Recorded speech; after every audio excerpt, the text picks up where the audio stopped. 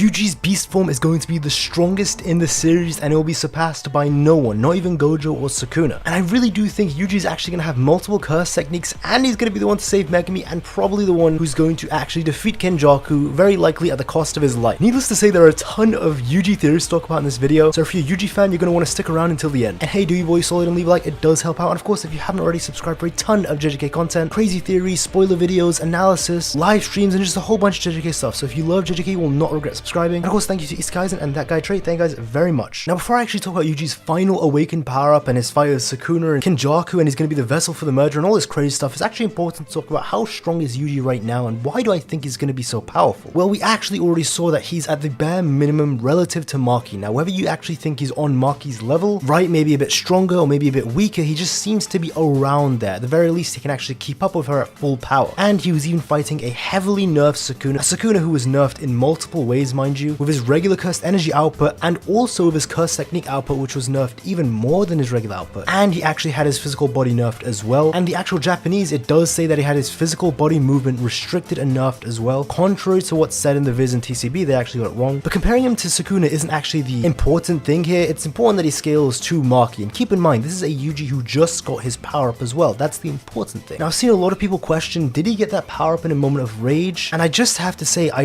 really don't think that's the case. We've seen Yuji be very angry many times throughout the series, even more angry than he was in that Sukuna moment. And he has never gotten quite a power up just like this. I mean, if all it took was a rage power up, he would have gotten it even before Goodwill while he was fighting Mahito, and many other times in the series as well. However, the only clear correlation that makes complete sense is the fact that as soon as Sukuna left his body, Yuji got the power up. That's two massive things that just happened at the exact same time that just cannot be a coincidence. It cannot be coincidentally and just perfect. Like, it's just so plot based that he just gets the perfect power up as soon as Sukuna leaves and he needs it. No, it actually makes sense if Sukuna leaving is the cause of the power up. And this would make a lot of sense since we know that Sukuna, unlike Angel and Hana's symbiote relationship, he was actually purposely not allowing Yuji to have his curse technique and actually a lot of his abilities. Now, we know that Yuji, it's either his natural healing or his natural durability, was actually getting stronger with each Sukuna finger. He himself actually said this right after Shibuya ended to Choso. However, it's very likely that alongside Sukuna's own curse techniques, he was definitely holding back all of the Sukuna cursed energy, and I say that in quotes, that Yuji just has by default for being his vessel. We see that when Yuji's actually talking to everyone, he actually says that I am actually now a cursed object soaked in Sukuna's cursed energy, and it's very clear that the reason he's so powerful is because he has Sukuna's cursed energy, and it's very important that he does. I will touch into how this is very important on how he's going to beat Sukuna later on, because that is a key factor on him whooping his ass. But regardless, it's important to note that again, Sukuna did say he was holding back his curse technique so Yuji couldn't access it, so it makes sense if he was also holding back the curse technique that Yuji just get by default for being his vessel. Meaning, Sukuna leaves, thus he gets all the cursed energy that's Sukuna's, but now that's his. And it's pretty interesting since that may imply that he did get Cleaveness Mantle as well, but again, I'll touch on that later in the video. But the thing that I'm trying to say is that Yuji was already somewhat close to Maki's level, and that was just when he got the power up, right? He just got that power up. Now, I definitely do think he got a rage amp, so he got his power up and he's already this strong, but then he got a rage amp from being angry, and this rage amp did make him probably a bit stronger than he already was when he fought Sukuna. Kind of like how he got a rage amp against Mahito and got stronger when Junpei died. Think about someone who just got a power up and you give them a month to train with that power, so now he has Sukuna's cursed energy, and he trains with some of the strongest sorcerers in the world. I'm talking Yuta, Gojo, Hakari, Maki, Kashimo, alongside some of the best teachers in the world, like Kusakabe as well. And I mean, yeah, we did see him training with Kusakabe as well, so there we go. And we even saw Meimei was there watching the training. She would probably just point out some things saying, oh, you can improve this way. And beside the fact that his just base state that we already saw with Maki just by default has gotten stronger through training, he also did consume all of the cursed objects that were his brothers, and by default they should give him cursed energy. Now, we don't actually know for sure if they're special grade level, the final 6 brothers of the death painting wombs. The only thing that the narrator said was that in particular it's Choso, Etzo, and Shietsu who are special grade, sort of implying that the rest aren't special grade, but it doesn't outright say it, so they easily could be. But regardless, even if they're just grade 1 level, that's still a lot of cursed energy. Since they're not sorcerer grade 1 level, they're cursed grade 1 levels, or at least half curses, meaning that just naturally by default it should be more cursed energy. So you're consuming 6 grade 1 / special grade level cursed objects and getting their cursed energy, and that's not even just getting into the cursed abilities he probably will get from it, such as blood manipulation related cursed techniques. I mean, if it was just one cursed object, it's questionable if you would get it, but considering the fact that it's 6 and they all have blood manipulation cursed techniques and Yuji is their brother as well, the odds of him getting something is going to be really high. So if we're going to see Yuji using some blood curse techniques, it would be amazing to see. I mean, we already saw him bathed in his own blood when Sukuna was cutting him up, so to see him do that by will would be awesome. And then we also saw that he has some sort of body swap or soul swap curse technique. Now, whether this body swap technique is actually from Kenjaku, right? So it's passed down from Kenjaku to him and it just recently awakened because he ate these 6 blood paintings, because not only do they have his own blood, but remember they do also have Kenjaku's blood mixed into it, so it's possible just consuming more of Kenjaku's blood just would awaken his own curse technique, the innate one that he would have gone from Kenjaku, body swap. And he may have a new variant, since we know curse techniques do evolve as they are passed down, so maybe his doesn't actually require him to swap the brain, and possibly maybe via a blood exchange or something like that he can swap bodies with someone and he would need their consent, so that's how he swapped it with Kusakabe. Or really it's just his own blood manipulation curse technique, so it's not a Kenjaku body swap curse technique, but it's a blood manipulation curse technique that can swap the bodies. I guess sort of a combination of Kenjaku's curse technique and blood manipulation curse technique, or it is just a soul based curse technique. And we know this because Yuji does have heavy ties to the souls, and there's actually this very great theory that I saw recently saying that the only reason Yuji actually recognized Ozawa, so she was the girl who was short and kind of plumpy, but then over a year she grew to be tall and skinnier. And remember, they were actually worried, no, but in Megami, that Yuji wouldn't recognize her and that would actually hurt her feelings. Instantly, Yuji actually recognized who she was, and there's a theory going around that Yuji, even before he had Sukuna, probably because of what Kenjaku did to him as a child, he could always see the souls of people. And that's actually how he recognized her. He recognized her because of the shape of her soul, or her very own soul. So it doesn't actually matter if she physically changes. Now, it would be pretty sad because it would ruin the very sweet moment that Yuji did have where he recognized her instantly, but at least it would make a lot of sense, and it would be a great callback to that moment, just explaining how it happened, and it would be amazing if that's the case. Because we know by default, all incarnated sorcerers are aware of the souls, they can see the souls, they can actually even affect the souls to change their own body shape. It just comes by default of being an incarnated sorcerer. Yes, all of them can do that. This was actually confirmed by the angel as well. Whether they're doing it consciously or even semi-consciously, they're able to do it. And this was for the same reason that Yuji is able to harm Mahito just by default. By having another soul inside you, you can affect other people's souls. Mahito actually says Yuji was subconsciously or unawareingly aware of his soul because he had Sukuna, and that's how he's able to damage it, which directly means all of the incarnated sorcerers, again, since they house 2 souls, whether they're consciously or unconsciously suppressing it, they have 2 souls, they're aware of their souls, and they all change their body types, so they can harm Mahito as well. But what if even pre-Sukuna, Yuji was always able to do this? The point being, Yuji may have a special connection to souls. I mean, we know that there's 3 heavenly restrictions. We have the mind, which is Mekamaru, we have the body, which is Maki and Toji, and then lastly the soul, because there's 3 parts of the body as said by Todo. Yuji may be the person who can control souls. That may be his heavenly restriction that we just never knew about. And he did get Yuki's book, which has a ton of information on souls, so at any point he would learn how to do the things that he maybe could never do before, it would be from reading Yuki's research on souls.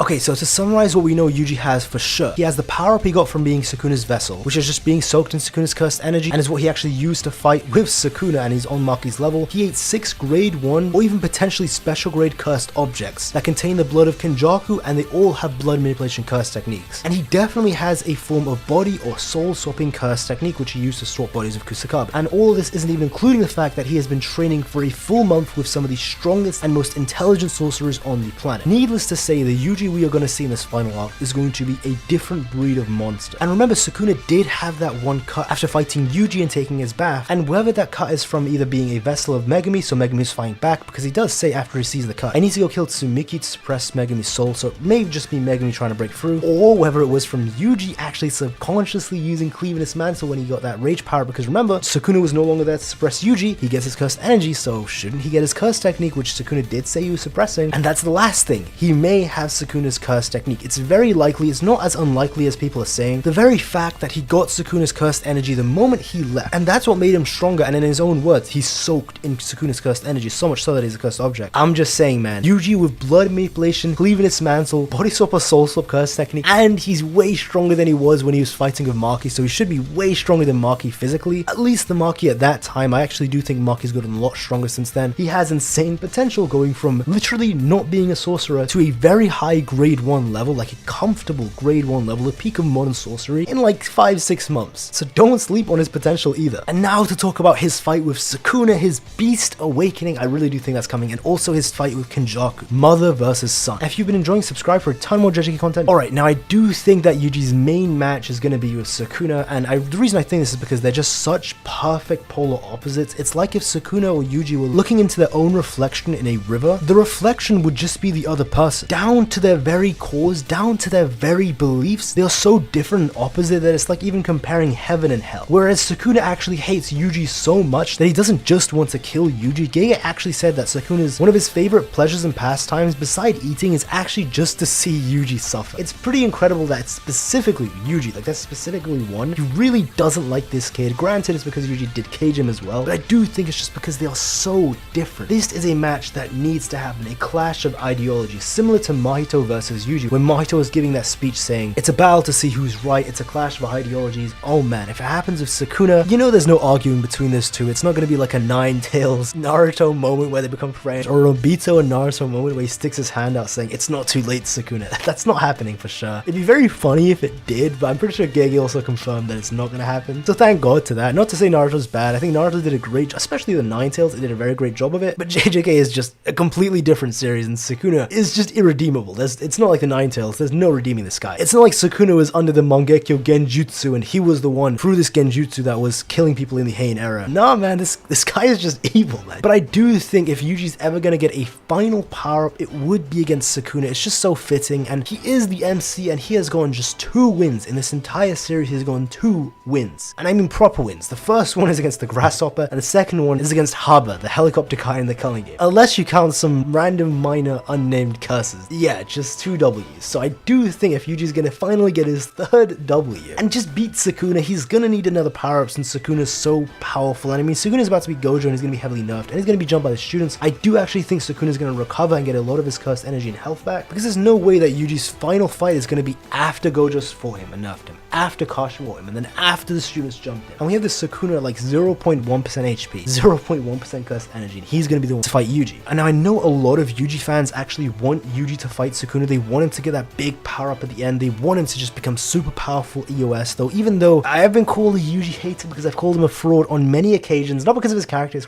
great, just because he loses a lot, and he gets a lot of help as well, and he still loses, but that's a discussion for another day. I'm not going to talk about that stuff now. I, like Yuji fans, would love to see Yuji get that big power-up and just kick Sukuna's ass, but I do want to say, it is possible that Yuji may never truly get that like badass final MC power-up and just destroy Sukuna one-on-one. It really is possible that him alongside Megumi are going to be the ones to defeat Sukuna, and it's not going to be as crazy as we think, in particular for Yuji. It's possible that he may just place his soul inside of Sukuna and he's going to pep talk Megumi out of the depression, or just try and get him to just fix up saying, oh, I know it's tough, but we're sorcerers, we gotta fight Sukuna. Listen, okay, I'm not showing MC, I don't know what speech to give him, but I'm sure Yuji would whip up a fantastic speech. And knowing GEGE in his writing, I mean, this is the guy who wrote arguably, and I actually think the best moment in JJK, is just Yuji saying, yeah, I did it, I'm not gonna deny it. Just a couple words, that one page, it was so beautiful, it was so impactful, top tier JJK moment for me. Imagine if he just does something like that, just pure words, and motivates Megumi out of the darkness. That might be the greatest moment in JJK, and that might just be the moment that GEGE is gonna give Yuji, not a big final badass fight, which it still would be there, but maybe not as crazy as we thought, like Gear 5 Luffy versus Kaido, Naruto going into KCM 2 or getting his Sage God mode, Ichigo going final Getsuga Tensho against Aizen, even him getting his true Bankai and Shikai against Yuhaba. It might not be a crazy power-up like that, and again, I hope it is, and I know a lot of Yuji fans wouldn't like that, but if it really is just a character moment, at least for me, because I value character moments and character writing so heavily, I would be satisfied. As for his fight of Kenjaku, I know a lot of people actually putting him up against Kenjaku because there is such a deep connection between the two. Obviously because Kenjaku gave birth to Yuji, he's the one who actually made a contract with baby Yuji, or was actually the one who made Yuji eat the finger. It wasn't of Yuji's own will, it was set up from the very beginning, even down to the occult club. And if you're curious about that, I actually talk about that in my recent video where I say Kenjaku's already won. And I know a lot of people really want it, since I do believe Kenjaku's the true final villain of the series, but Kenjaku and Yuji have just spoken once, like just once ever in the entire series, and that was at Shibuya. Other than that, Yuji doesn't really know Kenjaku. I mean, Kenjaku's always talking about Yuji, saying, oh, Yuji's this for my plans, Yuji's that and the other, or talking about Yuji of Choso and so on and so forth. But Yuji doesn't really talk about him that much. Yuji doesn't really know Kenjaku at all. Personally, I just don't think there's actually that much set up for this final fight, and I don't think it would be that impactful. Like, don't get me wrong, it would be very cool to see Yuji defeat or fight the big bad of the final villain, and it probably will happen, but it's not even going to be close to the level of rivalry that Sukuna and Yuji have. Those two